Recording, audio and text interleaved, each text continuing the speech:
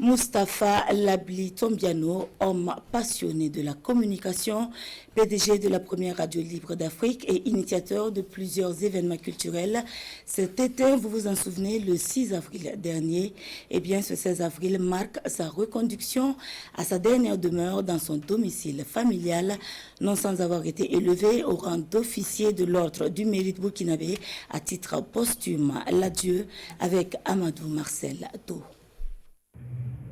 Ultime hommage à Moustapha Tombiano ce matin à son domicile dans la pure tradition Gourmarchi.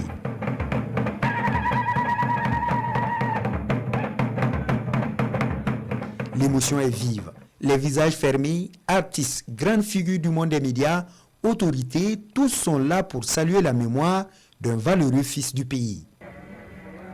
Représentants du monde de la presse, de la culture et du personnel de Horizon FM, évoque une immense perte pour le Burkina.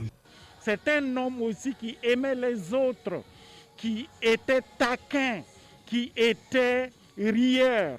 En un mot, Moustapha vivait comme il travaillait et il travaillait comme il vivait. Moi, je ne peux pas pleurer parce qu'on ne pleure que celui qui est mort. Moustapha n'est pas mort.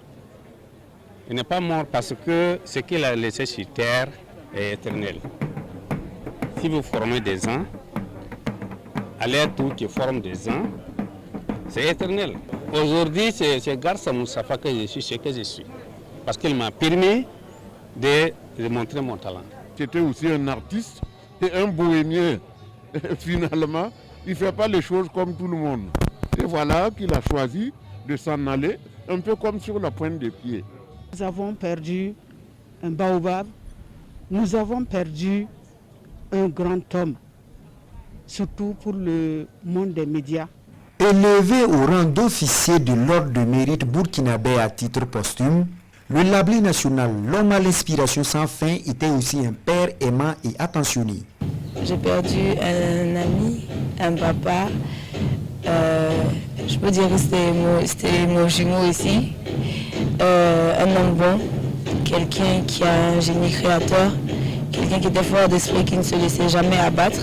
Et je pense que nous sommes tous fiers, mis à part mes frères et sœurs et moi, ainsi que mon grand frère, Salif Kigma. Nous sommes tous fiers de lui, de l'homme qu'il était.